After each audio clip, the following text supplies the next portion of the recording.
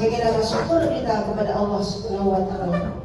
Alhamdulillahirabbil alamin. Terima kasih Bapak Ibu semuanya. Dan harapan saya semoga setelah kita mengucapkan tahmid ini bisa kita tambahi dengan kita meningkatkan kualitas dan kuantitas kita dalam beribadah sebagai rasa syukur kita kepada Allah Subhanahu wa taala, dan juga kita mau berbagi kepada orang-orang yang membutuhkan dengan menyisihkan sebagian harta kita.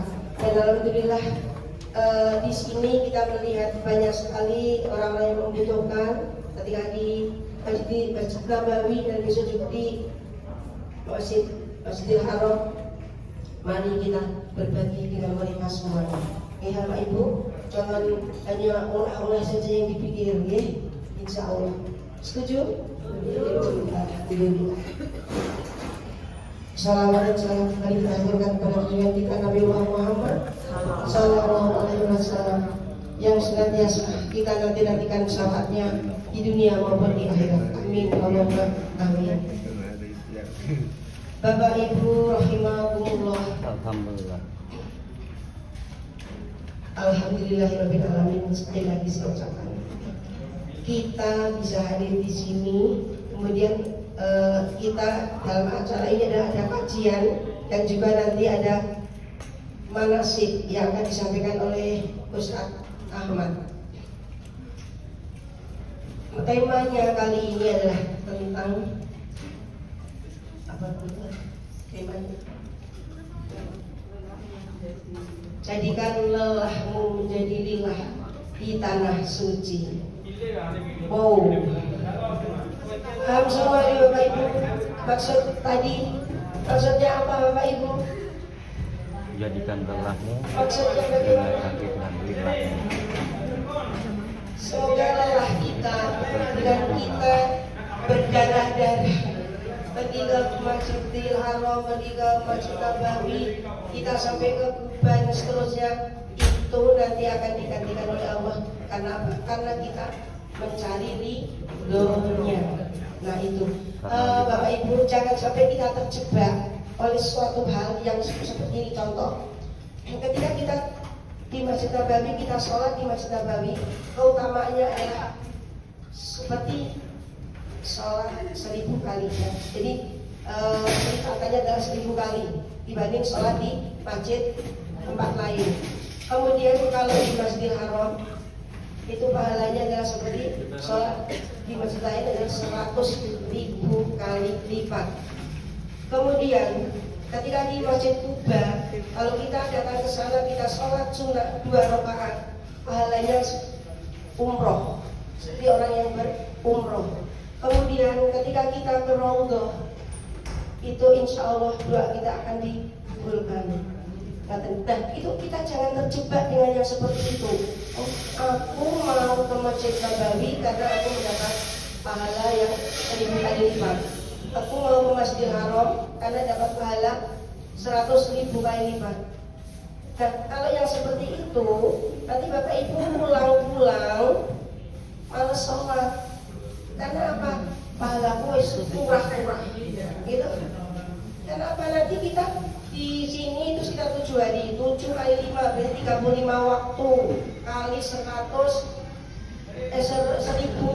Kemudian di Masjidil Haram 7 hari 35 kali 100.000. Woluh banyaknya rakaman.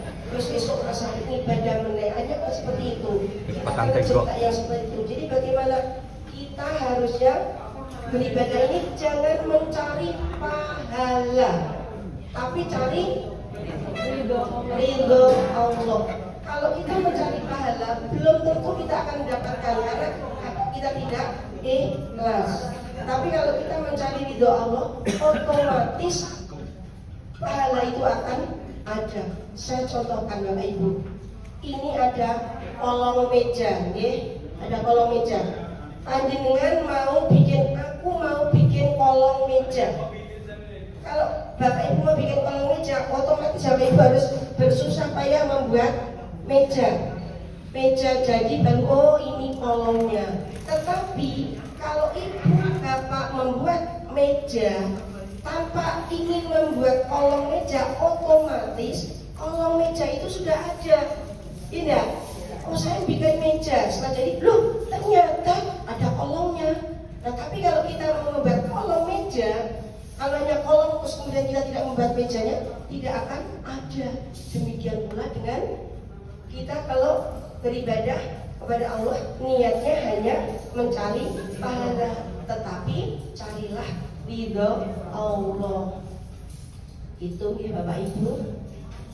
Jadi firman Allah pun berkata, wa ma khalaqtul jinna wal insa illa liya'budun. Dan aku tidak menciptakan jin dan manusia kecuali untuk beribadah. Jadi bukan hanya manusia, jin pun juga beribadah. Masa kita kalah sama jin gitu? Jin ibadah, masa kita nggak mau beribadah? Nah, jadi memang tugas kita itu beribadah kepada Allah. Jangan hanya berdoa, tetapi juga kita harus beribadah. Iyyaka na'budu wa iyyaka nasta'in. Kepadamu kami menyembah dan hanya kepadamu kami mohon pertolongan. Menyembah dulu apa memohon pertolongan lebih dahulu?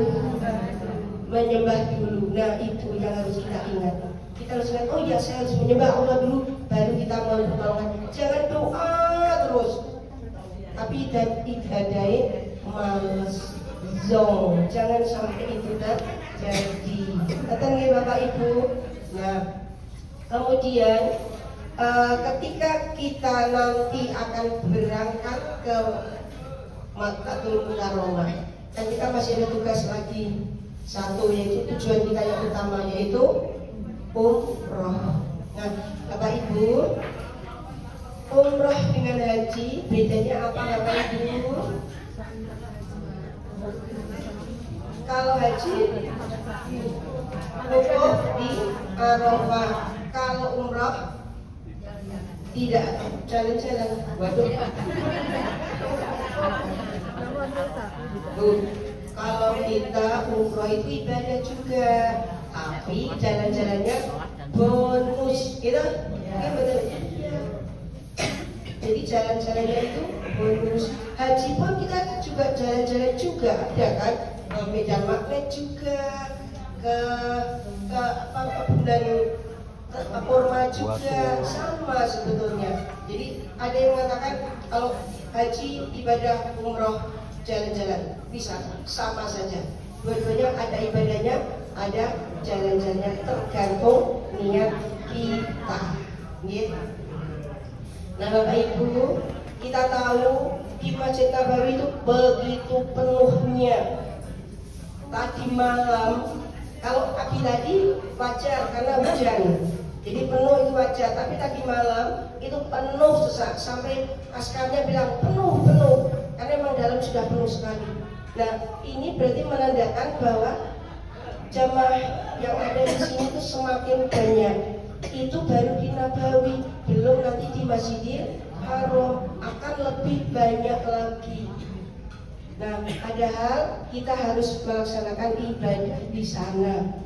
Ibadah kita yang utama adalah yang umroh itu, Bapak Ibu. Nah, jadi kita perlu kesabaran. Supaya apa? Supaya kita bisa melaksanakan ibadah dengan baik. Umroh, rukun umroh satu adalah niat atau ihram. Wajibnya adalah ihram dari miqat. Ihram dari miqat, berniat dari tempatnya, ya batas tempat miqat. Jadi batas tempat miqat makani, batas tempatnya. Itu ada, kalau kita nanti mungkin akan dulu dari Bir Ali ya Bu ya. Dari Bir Ali karena dari Madinah, nanti bisa juga kita di Cirona, bisa juga di Hudaybiyah, bisa juga di Tanim ya. Itu ya Bapak Ibu. Nah, umrah yang dari Bu Afrida yang akan dikelola Ibu Afrida itu adalah 2 kali. Tetapi kita akan punya kesempatan lebih. Bapak Ibu kalau mau bisa kita umrah sehari 2 kali pun bisa. Tapi tadi itu ihram dari mikot, dari batas tempat paling dekat adalah nanti di Masjid Tanim. Di Tanim itu kita bisa naik taksi atau mungkin bisa naik bis atau kita bisa rombongan. Nah gitu kita niatnya di sana. Kemudian kita melaksanakan umroh, bisa pagi, bisa sore, atau bisa pagi juga, sore bisa, 2 kali sehari itu boleh. Tapi jangan memaksakan diri, karena mungkin kalau seperti saya kan sudah usianya kan tidak seperti yang masih muda-muda ini. Paling-paling kalau mungkin kalau saya mungkin 2 kali mungkin itu masih kuat, tapi kalau lebih itu mungkin waduh selos-selosan gitu. Nah ini kita bisa melaksanakan umroh dengan tadi ihram tadi terutama di Tanim yang dekat tadi. Kemudian yang kedua adalah kenapa? Rukun umroh yang kedua. Rukun umroh yang kedua. Tawaf. Tawaf adalah mengelilingi Ka'bah. Kita tahu Ka'bah sekarang begitu penuhnya. Bapak Ibu mboten usah ngoyo, harus mencium Hajar Aswad. Kalau memang Allah nanti mengizinkan, kita punya niat, kita punya usaha, tapi usaha itu disesuaikan dengan keadaan kita. Insya Allah kita bisa. Tetapi kalau seandainya tidak mampu karena saking penuhnya juga tidak apa-apa, ya Bapak Ibu ya. Nah kemudian ketika tawaf kita mengelilingi Ka'bah, di situ kan ada beberapa tempat yang makbul untuk berdoa. Di antaranya adalah di Multazam antara Hajar Aswad dengan pintu Ka'bah. Nah ini ada cerita Bapak Ibu, saya cerita pribadi saya ya.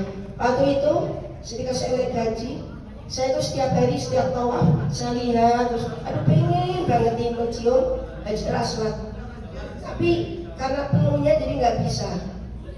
Pas hari terakhir saya mau tawaf pada tawaf pamitan, saya sama suami saya itu kemudian yuk kita ke pintu Ka'bah. Setelah memegang pintu Ka'bah, yuk kita ke Multazam, geser ke Multazam, berdoa sama Allah. Habis itu kegeser-geser terus. Loh, kok kegeser? Terus suami saya bilang, "Mah, memang kita mau ke Hajar Aswad. Siapa tahu Allah mengabulkan." Langsung diut itu langsung bisa ke Hajar Aswad. Wah, tangan saya ini Bapak Ibu langsung tak upok-upok mau masuk, saya sambil nangis jerit-jerit. Subhanallah, saking senang-senangnya. Nah itu siapa tahu nanti Bapak Ibu bisa tersibak, malaikat melibakkan untuk panjenengan bisa mencium Hajar Aswad. Tetapi kalau memang tidak bisa, tidak usah memaksakan diri. Ngoten ya Bapak Ibu. Nah, tawaf itu diantara selain tawaf rukun tadi, ada tawaf wada, itu tawaf pamitan ketika kita mau meninggalkan kota Mekah. Ketika kita datang ke kota Mekah namanya tawaf kudum. Ya, kita datang tawaf kudum. Kemudian ada tawaf sunnah. Nah, tawaf sunnah ini adalah tawaf yang dilakukan sewaktu-waktu. Jadi Bapak Ibu ketika naik masuk ke Masjidil Haram, seperti tahiyatul masjid itu Bapak Ibu, langsung tawaf 7 kali. Ya, nanti setelah itu misalnya habis sholat zuhur, tawaf lagi boleh, 7 kali tawaf lagi. Nah, kita tawaf berarti kan ya Ka'bah ada di sebelah kiri. Itu ya Bapak Ibu. Jadi sering-sering aja tawaf. Setiap saat tawaf, muter lagi 7 kali itu. Jika selesai tawaf, nanti Bapak Ibu sholat di dekatnya lurusnya makam Ibrahim itu ya. Terus atau di Multazam. Kemudian setelah itu minum air zam-zam, nah monggo. Kemudian yang ketiga rukun sa'i, berlari-lari kecil dari Bukit Safa ke Bukit Marwah. Nah berlari-lari kecil ini kita jangan terus ya Allah keselem jumlah ibadah kalau tidak kayak ini. Jangan seperti itu Bapak Ibu. Kita ambil hikmahnya bagaimana dulu perjuangan Siti Hajar ya, ketika beliau ingin sekali supaya putranya Ismail dapat air minum. Perjuangan beliau lari dari bukit naik ke Bukit Safa, di situ nggak ada air. Terus melihat seperti Fatamorgana di Bukit Marwah seperti ada air, lari ke Bukit Marwah, nggak ada bolak-balik seperti itu. Nah ini perjuangan Siti Hajar. Kalau bisa para ibu-ibu, aku ingin seperti Siti Hajar. Apanya? Perjuangannya, bukan di madunya. Ngerti nggih? Apa nggih? Nol dan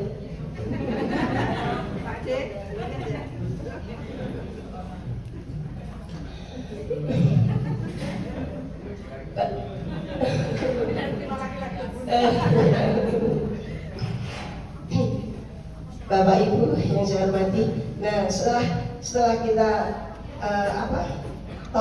sa'i dari kecil tadi, kemudian nanti kita juga akan tahallul, potong rambut.